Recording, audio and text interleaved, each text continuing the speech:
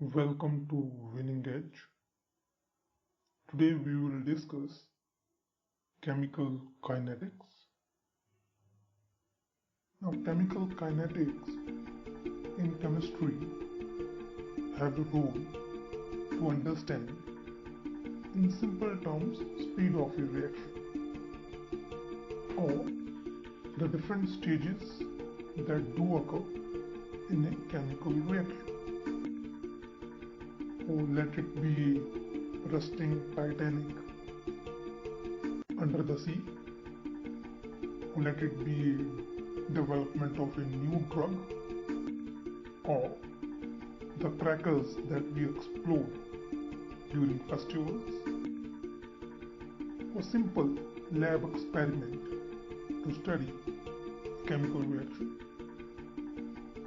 All have a role of chemical kinetics in it. It is just a tool to understand and then control a reaction by taking suitable steps that we are going to study now. The importance of chemical kinetics can be understood by a simple factor that after properly understanding the kinetics aspect of a chemical reaction that we are going to use to produce our products on a mass scale, we can optimize the chemical reaction in such a way that will help an industry to save billions and billions of rupees every year just by the optimization of a chemical reaction.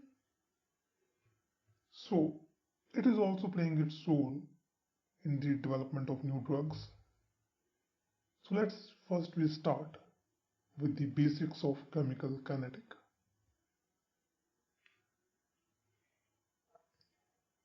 First, why we do need a chemical kinetics we just explored. Thermodynamics explains only about the feasibility of a reaction and the equilibrium points. In other words, thermodynamics will let us know whether this reaction will happen or will not going to happen, or where, if we mix these two chemicals, at what point or at what concentration equilibrium point will come up. That's all right. So only these two information we get from thermodynamics, but still there are plenty of we should know. How quickly a reaction will approach equilibrium. Like you fire a gunpowder, that's a feasible reaction. It happens simultaneously. It immediately happens. You put water or an iron bar, it will take months and months of time to get it rust. So rates will be different. That's not, explained by the thermodynamics. First reaction we just discussed is very slow, just like a rusting. It takes a huge time to reach the equilibrium point. And the other reactions, they just happen like that. So these reaction aspects or the kinetic aspect, how quickly a reaction will proceed, is governed by chemical kinetics. Next, intermediate stages or species formed during a reaction were not explained in thermodynamics.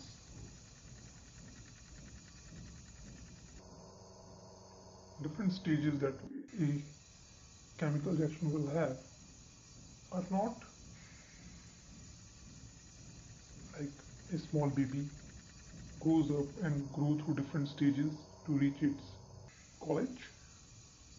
Similarly, a chemical reaction may proceed through different steps to reach its completion, but those aspects were not discussed by thermodynamics. Chemical kinetics take care of it.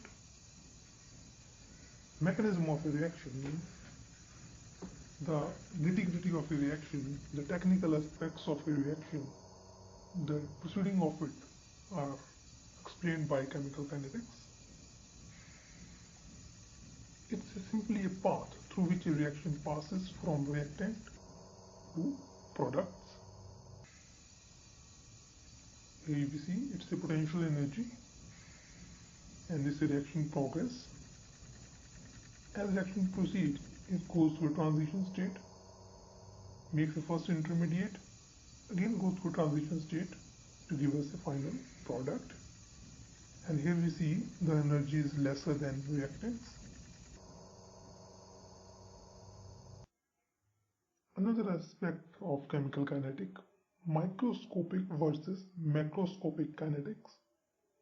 What is microscopic? We know microscope mean smaller, macro mean larger. So first, macroscopic kinetic. Macroscopic kinetics deal with the reaction at a bulk scale. The whole volume we consider. We considering the factors that affect the course of a reaction, amounts reacted or formed, and the rate of their consumption or formation. Because we are looking at the bulk of it, let's say we have started with a ethanol and we want to convert into some other product. Now we are looking only at the ethanol moles or concentration present in solution, and its consumption only will study. Let's say this concentration is going from 1 mole to 0.5 mole to 0.25 to 0.1. That's only will study. That's a macroscopic kinetic. Microscopic is looking at a molecular level and try to understand the factor that affecting the reaction at molecular scale. On a molecular level, the reaction mechanisms involve molecule orientation, because molecules are vibrating, they are spinning, they are moving in a solution from one point to another point, and they having kinetic energy, rotational energy, vibrational energy. They are colliding with one another, and many a time they required a sensitization from the other molecules to cross energy barrier or activation energy. And the role of catalyst, so that catalyst can interact with these reactants to lower their energy, activation energy, and go into products. These molecular level interactions comes under microscopic kinetic. Rate of a chemical reaction is rate of increase in concentration of any one of the products. We having a reactant or product concentrations here. Increase in the concentration of a product. Reactants goes into a product. From the time utilizes T2 minus T1, reactant concentration goes from, that is R2 minus R1, this final, this is initial. Product concentration has gone from P2 to P1. Plus sign signify that concentration is going up. That's what happens. It increases as the reaction proceeds.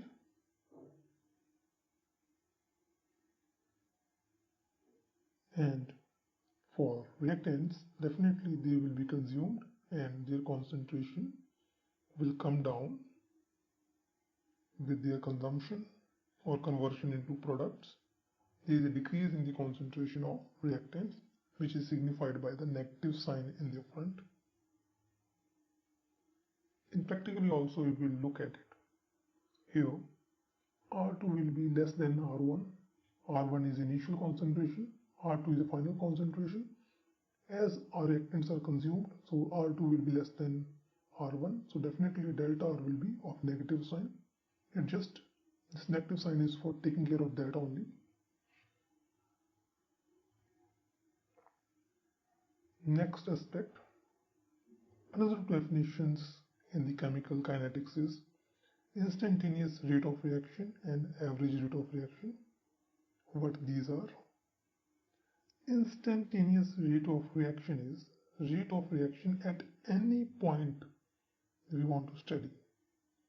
Let's say a particular reaction is going on. We just want to study the rate at that particular point. That's called instantaneous rate of reaction. Average rate of reaction is the total change in concentration divided by total time taken for the reaction to proceed. So that's the definition of average rate. Like here, we'll take 2 points. During a delta time, that's a T2 minus T1, reactant changes from R2 from R1 and P2 from P1. So it's a total change in the concentration as we discussed. We'll take, let's say we want to study the average between C1 and C2 concentrations. That's our reactants. At C1 concentration, time was T1. At T, we want to study at T2, the concentration was C2. So, average rate of reaction from C1 to C2 is this expression, C2 minus C1, T2 minus T1. Simple.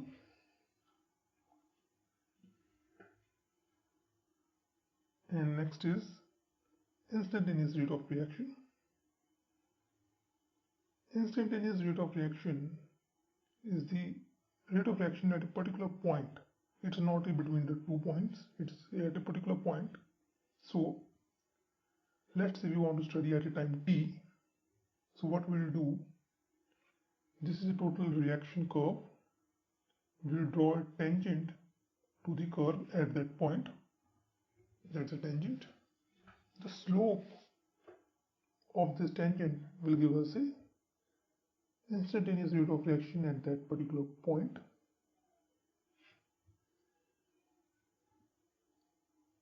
So tangent slope will give us instantaneous reaction rate. These were simple definitions of instantaneous and average reaction rates. Rate of appearance of products or rate of disappearance of reactants gives us a rate of reactions. And for complex reactions where different molecules and different number of moles of reactants are involved, we can derive rate of expression. Rate of reaction expression can be obtained by dividing the change in the concentration of a particular reactant by its coefficients. Like bromide ion, it's 1 by 5 because 5 is the coefficient of reaction. And for bromate, it's 1. Like for our proton changes or acid changes, we will divide by 1 by 6. And for bromine, it will be 1 by 3. Water, it will be divided by 1 by 3. Only difference is for product side, it will be positive sign. For reactant side, it will be negative sign. That's all.